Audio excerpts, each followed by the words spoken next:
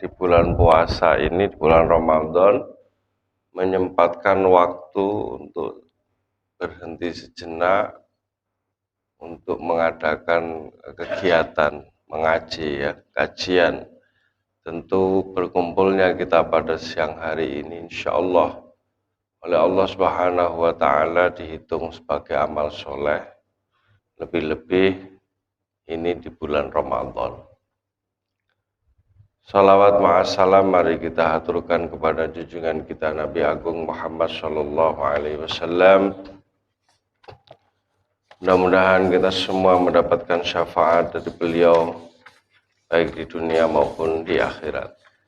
Bapak-bapak yang kami hormati, sebelum kita mulai kajian kita pada siang hari ini, mari terlebih dahulu mungkin ada bapak-bapak yang belum niat iktikaf, mari kita niati bersama-sama, kita sambil ngaji dengan niat iktikaf, karena kalau nggak diniati nggak ada pahalanya.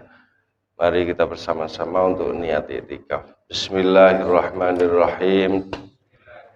Nawaitul i'tikaf lillahi ta'ala. Saya niat iktikaf lillahi ta'ala. Nah, ini salah satu amalan di bulan Ramadan yang memang disunahkan oleh Rasulullah Sallallahu Alaihi Wasallam. Setidaknya kalau kita bicara tentang bulan Ramadan, ada 3 hal ibadah, nggak usah banyak-banyak, nanti repot, kecapean. Ada 3 hal saja yang kita lakukan ketika kita mau mengisi waktu-waktu kita di bulan Ramadan. Yang pertama adalah kita menghidupkan malam-malam Ramadan. Minimal, seminim-minimnya adalah melaksanakan sholat sunnah 2 rakaat tahajud setelah sahur atau ba'da isya. Minim, paling minim. Atau kalau punya waktu yang lumayan luas, kesempatan yang panjang, yaitu melaksanakan sholat sunnah tarawih.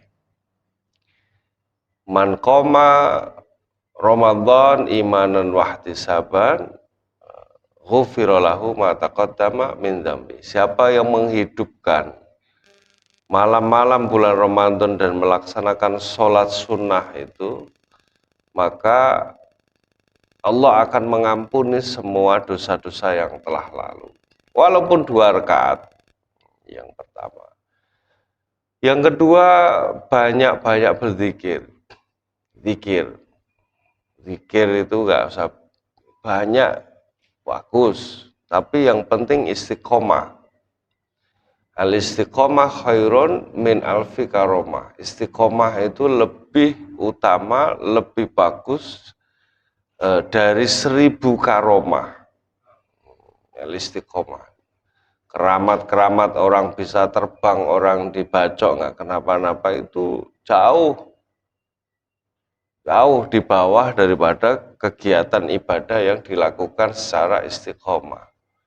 Maka kalau mau berzikir di bulan Ramadan ini cukup misal di sela-sela kesibukan kita pakai 10066 aja atau 9966. 99 sholawat, 66 la ilaha illallah. La ilaha illallah, la ilaha illallah paling 5 menit selesai minimal. Sallallahu ala Muhammad, sallallahu ala Muhammad, dan la ilaha illallah.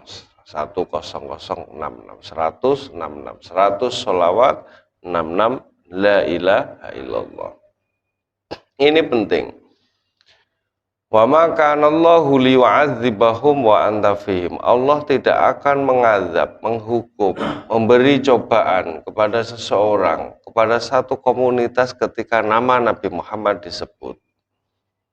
Maka ini sholawat Jibril yang diajarkan, sholawat paling pendek dia yang diajarkan oleh malaikat Jibril kepada kita semua umatnya Nabi Muhammad, yaitu Sallallahu ala Muhammad. Itu aja. Kalau mau panjang, sholawat Ibrahim. Itu untuk sholawat anak-anak kita. Allah, tahiyat akhir itu. Allahumma shalli ala Sayyidina Muhammad wa ala ali Sayyidina Muhammad kama shallaita ala Sayyidina Ibrahim wa ala ali Ibrahim. Wa barik ala Sayyidina Muhammad wa ala ali Muhammad kama barakta ala Sayyidina Ibrahim wa ala ali Ibrahim bil alamin innaka Hamidum Majid. Itu kalau kita baca terus menerus dengan istiqomah, insya Allah keluarga kita akan dijadikan seperti keluarganya Nabiullah Ibrahim alaihissalam. Ini sholawat Ibrahim ya. Minimal sholawat Jibril yang pendek aja, enak. Sallallahu ala Muhammad, sallallahu. Man sholla alaiya sholatan wahidatan, sallallahu alaihi asyram. Barang siapa bersolawat kepada Nabi, kepadaku, kata Rasulullah, maka Allah akan bersolawat 10 kali. Solawatnya Allah kepada kita adalah rahmat. Kita solawat sekali kepada Nabiullah Muhammad, maka Allah akan menurunkan rahmat 10 kali. Ini luar biasanya sholawat. Dan kemudian la ilaha illallah atau Allah, Allah, Allah, Allah. Ini dalam rangka membiasakan diri kita akan hati kita selalu tertaut kepada Allah Subhanahu wa Ta'ala. Ini amalan Ramadan yang kedua. Insya Allah kalau ini diistiqomahkan, hari-hari kita akan diringankan oleh Allah. Kita sholawat 100 kali, kemudian tambahin Allah, la ilaha illallah, 66 kali. Nah, puasa atau bulan Ramadan itu adalah Allah melatih kita terkait mendekatkan diri kepada hal-hal yang baik. Di bulan Ramadan kita diajarkan kedisiplinan, makan yang disiplin. Nah, pagi sore, kalau maghrib makan, kalau sahur makan, malam ngemil dikit, siang berhenti. Ini kedisiplinan. Allah mengajarkan kepada kita. 11 bulan kita banyak terlupa. 11 bulan kita banyak terlupa. Di 1 bulan ini kita diingatkan oleh Allah untuk mendawamkan, membiasakan kembali hal-hal yang baik. Hal-hal yang sepele mungkin. Kumpul keluarga kalau berbuka puasa atau waktu sahur. Yang kadang-kadang di hari-hari biasa, di bulan-bulan tidak Ramadan, tidak sempat. Kalau buka puasa nggak sama keluarga, minimal sahurnya sama keluarga. Kalau di jauh minimal saling telepon, sudah berbuka puasa, minimal tanya lauknya apa. Ini pembiasaan yang dibangun secara otomatis ketika bulan Ramadan ini. Nah, begitu juga sholat-sholat itu juga kita jamaah di bulan Ramadan, jamaah itu lebih syahdu, lebih semangat, asar, duhur, maghrib segala macam. Nah, dengan harapan ketika setelah Lebaran ya seterusnya akan seperti itu.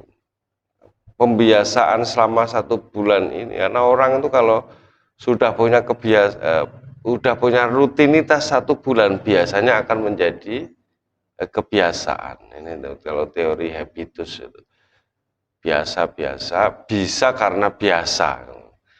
Orang lama-lama nggak kuat puasa itu minggu pertama berat, minggu kedua enteng, minggu ketiga tambah enteng, minggu keempat tambah enteng lagi. Ini kebiasaan aja. Nah, bulan Ramadan ini adalah bulan di mana kita memang diajarkan oleh Allah untuk membiasakan hal-hal yang kemudian untuk 11 bulan nanti bermanfaat buat kita semua. Nah, yang ketiga, ketika kita bicara bulan Ramadan, amalan yang terbaik adalah membaca Al-Quran. Nah, kebetulan tema kita pada siang hari ini adalah terkait tentang keutamaan Al-Quran. Fadilatul Quran. Keutamaan Al-Quran kalau di hari-hari biasa ya utama, Al-Quran utama terus. Tapi kalau di bulan Ramadan menjadi istimewa. Karena bulan Ramadan ini bulan lahirnya Al-Quran. Kita saja kalau pada hari ulang tahun, kita rayakan. Nyanyi selamat ulang tahun. Ya. Happy birthday to you segala macam, kita bikin pesta. Sama ini Quran. Al-Quran ulang tahun di bulan Ramadan. Atau apa itu kalau bulan Juni, bulan Soekarno, bulan Desember, bulan Gustur, bulan apa, macam-macam. Ini Agustus ya, Agustus bulan merdeka, kemerdekaan. Ini bulan Ramadan, bulannya Al-Quran. Syahrul Ramadan alladzi unzila fihil Quran. Bahwa bulan Ramadan adalah bulan turunnya Al-Quran. Maka ini akan menjadi istimewa ketika ini menjadi amalan yang kita pilih sebagai amalan prioritas ketika mengisi bulan-bulan Ramadan. Maka tadi yang pertama adalah menghidupkan malam-malam Ramadan. Yang kedua memperbanyak zikir, mengingat Allah agar hati tenang dan dimudahkan, dientengkan hari-hari kita. Kemudian yang ketiga adalah mengisi bulan Ramadan ini dengan bacaan Al-Quran. Sufyan Ats-Tsauri itu ketika menjalani bulan Ramadan, dia tidak melakukan amalan sunnah-sunnah lain. Sholat ini, sholat itu dikurangi, porsinya dikurangi. Lebih difokuskan pada membaca Al-Quran. Sufyan Ats-Tsauri, gurunya para imam mazhab 4, gurunya Imam Malik. Jadi luar biasa ketika bulan Ramadan memang mengurangi porsi ibadahnya untuk fokus membaca Al-Quran. Banyak sahabat-sahabat, sahabat Qatadah misal, biasanya dia seminggu, hari-hari biasa seminggu hatam. Ketika bulan Ramadan 3 hari hatam sekali. Tidak hanya sahabat, Nabiullah Muhammad juga begitu. Ceritakan satu riwayat ketika bulan Ramadan, Nabi Muhammad selalu tartilan, simak-simaan Al-Quran sama malaikat Jibril. Itu hampir tiap malam. Nabi Muhammad memperbanyak waktu, mengisi waktu di bulan Ramadan untuk mendaras Al-Quran, untuk tadarus Al-Quran. Nabi Muhammad tadarus tiap malam. Nah ini keutamaan Al-Quran. Kebetulan saya membawa kitab At-Tibyan fi Adabi Hamalatil Quran. Nah di sini adalah kitab yang menerangkan banyak tentang tata cara kita berinteraksi dengan Al-Quran dan keutamaan atau fadilah-fadilah daripada Al-Quran. Karya Imam Zakaria Yahya Syarafuddin An-Nawawi. Nah, Al-Quran tadi, kenapa Al-Quran istimewa? Jelas, kita semua sepakat karena wahyu Allah. Nah, bulan Ramadan menjadi lebih istimewa.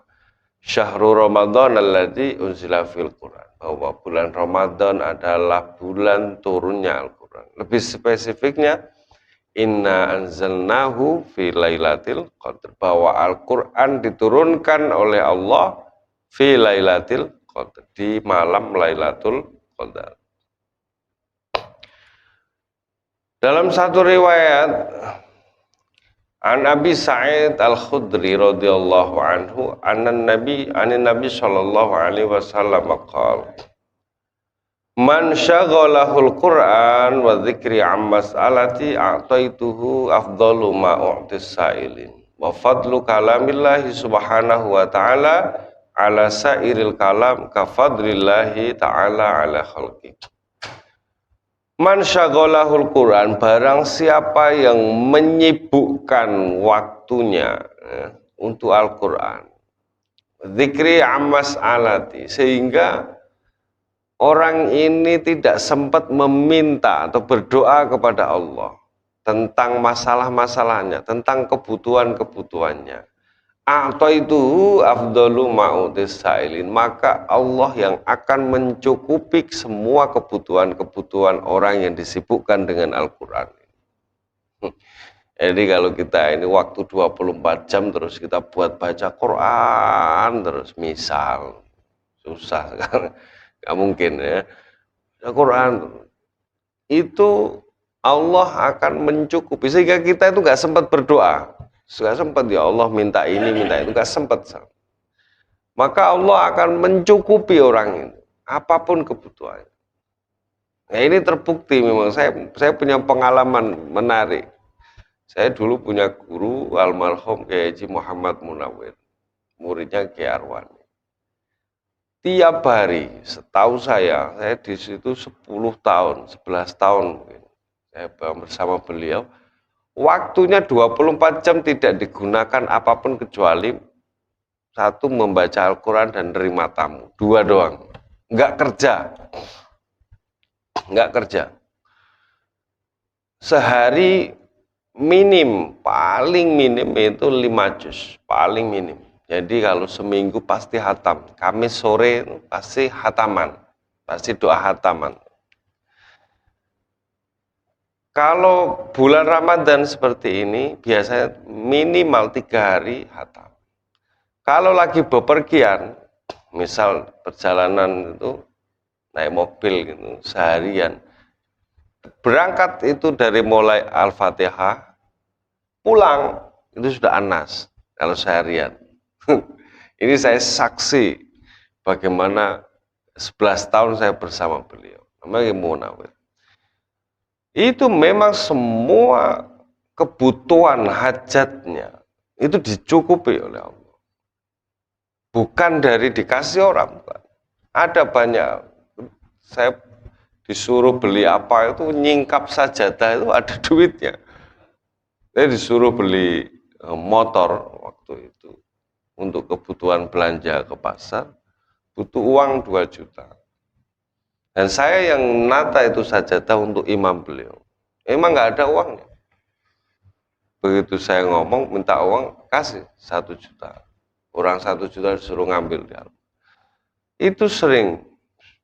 Kebutuhan 24 jam itu dicukupi oleh Allah Subhanahu wa Ta'ala. Tapi saran saya nggak usah ditiru. Ini apa namanya? Memang khariqul adah, lain daripada yang lain, Waktunya disibukkan. Artinya apa? Saya mau membuktikan bahwa hadis ini di realitas sosial kita dekat. Bahkan dan ini ulama-ulama Quran yang mengabdikan dirinya kepada Al-Quran memang kadang-kadang nggak sempat minta untuk kebutuhan dirinya. Sibuk dengan orang hafid-hafid itu, para ulama-ulama yang hafid itu disibukkan. Wa fadlu kalamillahi subhanahu wa ta'ala ala sairil kalam kafadrillahi ta'ala ala khalqi. Dan keutamaan Al-Quran ini atas semua ucapan, atas semua kalam, atas semua apapun di dunia ini, itu seperti keutamaannya Allah atas makhluknya. Nah, ini Al-Quran, istimewanya ini. Jadi nggak ada, ini paling top up. Satu hal yang paling top up. Maka keutamaan ini menjadi luar biasa ketika Rasulullah bersabda bahwa amalan ibadah bagi umatku itu apa? Qiraatul Quran. Qiraatul Quran. Nah, alhamdulillah ini pertolongan Allah Subhanahu wa Ta'ala untuk kita semua. Kita semua ini bahasa ibunya bahasa Indonesia, bahasa Jawa, bahasa Sunda. Tapi oleh Allah Subhanahu wa Ta'ala itu ditakdirkan masing-masing dari kebanyakan orang Indonesia nggak ada yang buta huruf Al-Quran. Banyak yang bisa baca Al-Quran, luar biasa. Bahkan hafidh-hafidhah juga banyak. Yang kadang-kadang orang Saudi juga kaget, heran. Ini orang bahasanya bukan Arab tapi kok bisa menghafalkan Al-Quran. Walaqad yassarnal Qur'an lidzikri fahal mim muddakir, bahwa Allah akan memudahkan, Allah sudah memudahkan Al-Qur'an untuk dikaji, untuk dipelajari, untuk dibaca. Ya, bulan Ramadan ini maka yang tadi saya singgung adalah bulan ulang tahunnya Al-Qur'an.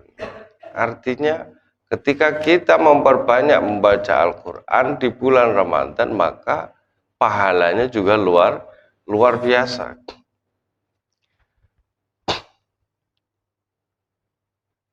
Ini saya bacakan hadis tentang pahala-pahala ini biar semangat baca Al-Quran.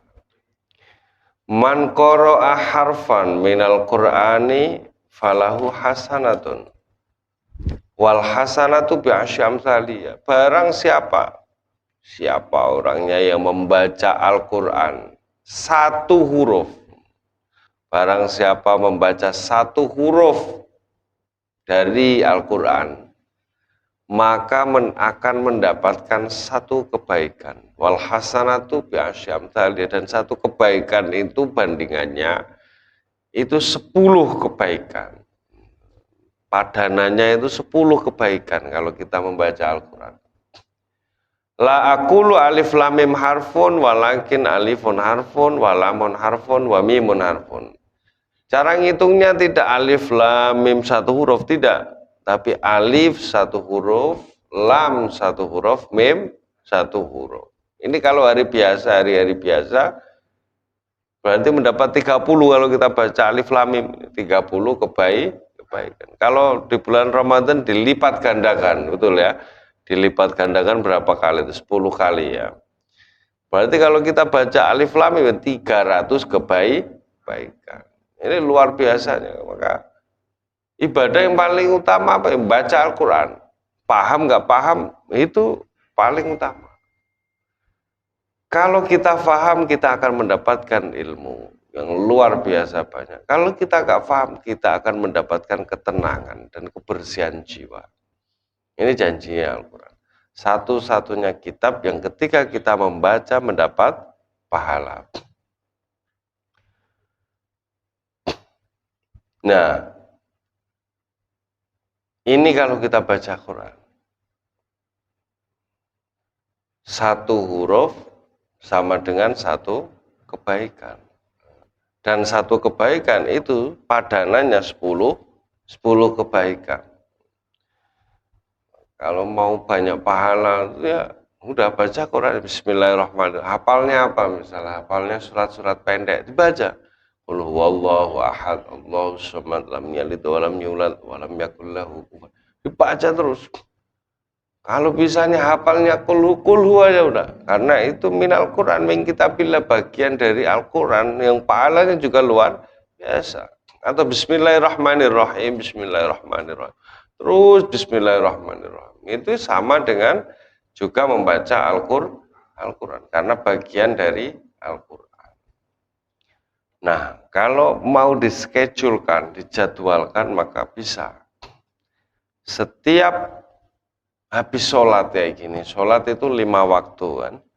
Setiap habis sholat 5 waktu, kalau mau enteng itu kita membaca 2 lembar. 2 lembar ya. 2 lembar dari Al-Quran. Al-Quran yang pojok itu, yang kecil itu.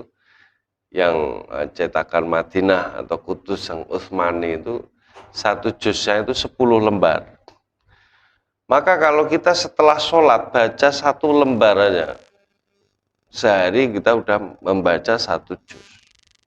Kalau sehari membaca 1 juz berarti 30 hari menjadi 30 juz. Jadi 1 bulan kita di bulan Ramadan bisa khatam. Minimal, nggak usah hatam, minimal dapat 15 juz. Setiap setelah sholat membaca 1 halaman.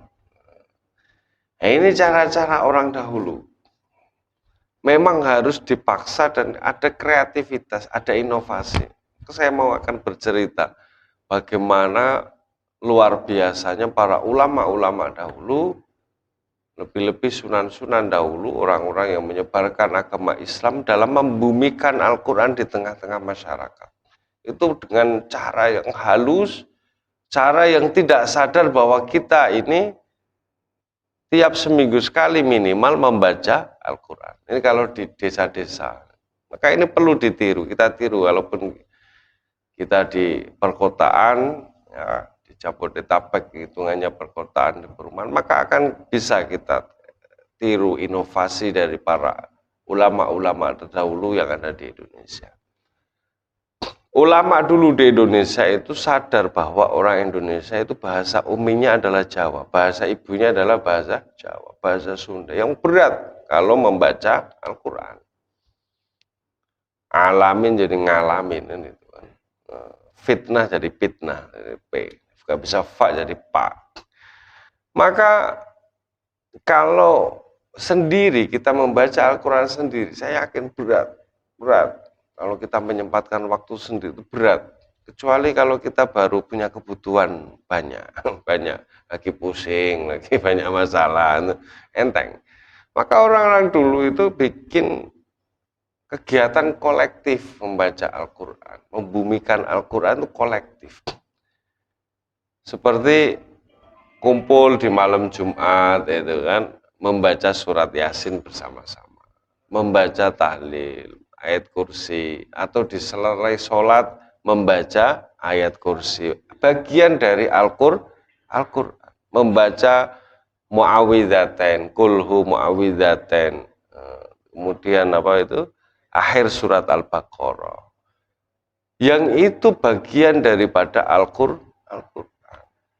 Kalau orang di desa-desa itu, di kampung, punya tradisi seperti itu, saya yakin dalam 1 minggu mereka pasti lisannya basah dengan bacaan Al-Quran.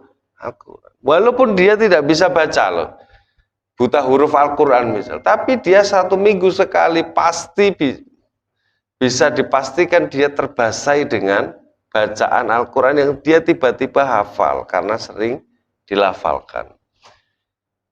Orang di kampung itu bisa baca Quran tapi bisa ngikuti Yasin, bisa ngikuti tahlil, kulu, falak, anas, segala macam. Ini adalah metode bahwa ketika kalau kita mau semangat membaca Al-Quran, maka kita bikin kegiatan yang memang kolektif bersama keluarga kita di rumah. Kita kumpulkan seminggu sekali agar lisan kita bisa terbasahi dengan bacaan Al-Quran. Dada kita juga bisa adem. Kita semua isi rumah kita dengan Al-Quran. Innalladzi laisa fi jawfi syai'un minal Quran kal baitil kharib. Orang yang di mulutnya tidak pernah melafalkan Al-Quran itu seperti rumah kosong, kal baitil kharib, seperti rumah hantu. Ya jelek. Maka kalau kita biasakan nih membaca walau 1 ayat ya, walau mula-mula 1 surat pendek, lama-lama akan menjadi kebiasaan yang baik sehingga mulut kita, jiwa kita tidak kering kerontang karena terbasahi dengan Al-Quran.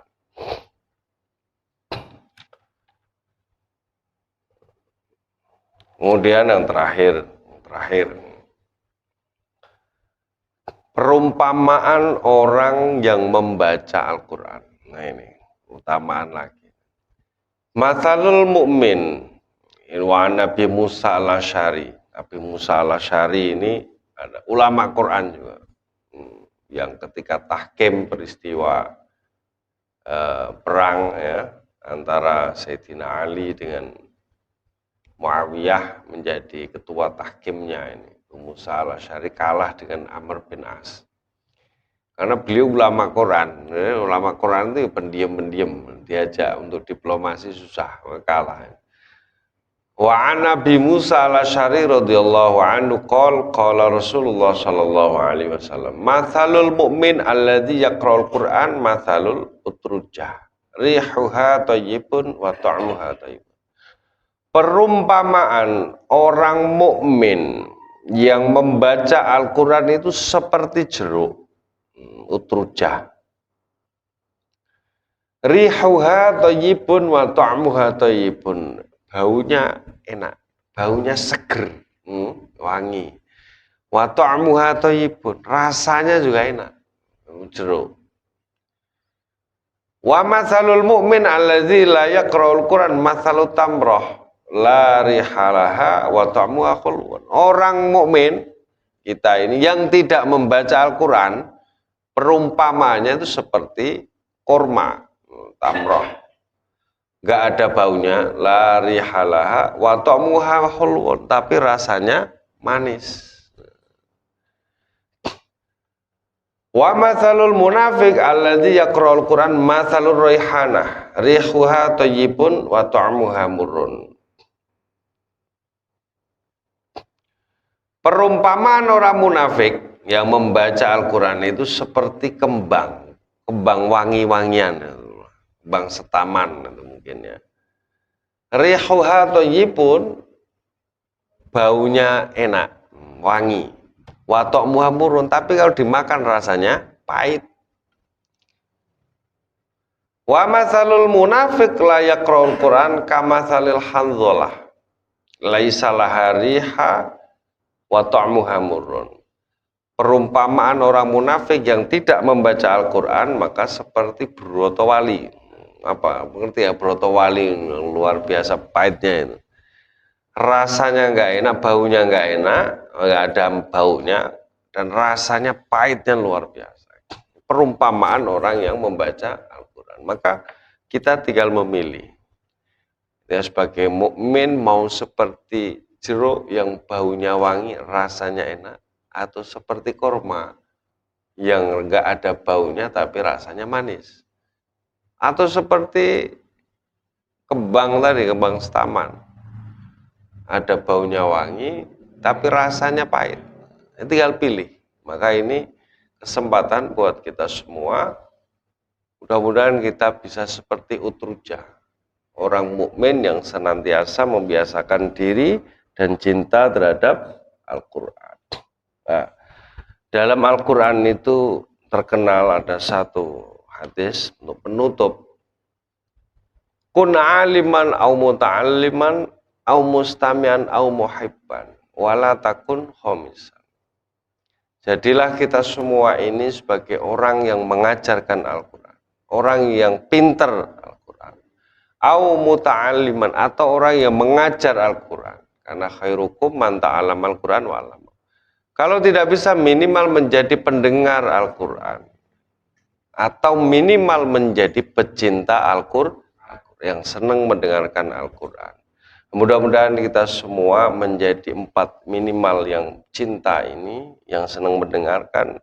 Syukur-syukur orang yang mau belajar dan mengajarkan Al-Quran yang oleh Rasulullah SAW dibeli menjadi umat yang terbaik. Man ta'allama Al-Quran wa 'allama, orang yang mau belajar dan mengajarkan Al-Quran. Mudah-mudahan kita semua menjadi ahlul Quran dan diberi pertolongan oleh Allah, fadl oleh Allah di bulan puasa ini, bisa mengoptimalkan bulan Ramadan ini dengan mengisinya dengan bacaan tadarus Al-Quran. Mudah-mudahan bermanfaat. Terima kasih atas perhatiannya. Wal-afu minkum. Assalamualaikum warahmatullahi wabarakatuh. Allahumma sholli ala Sayyidina Muhammad.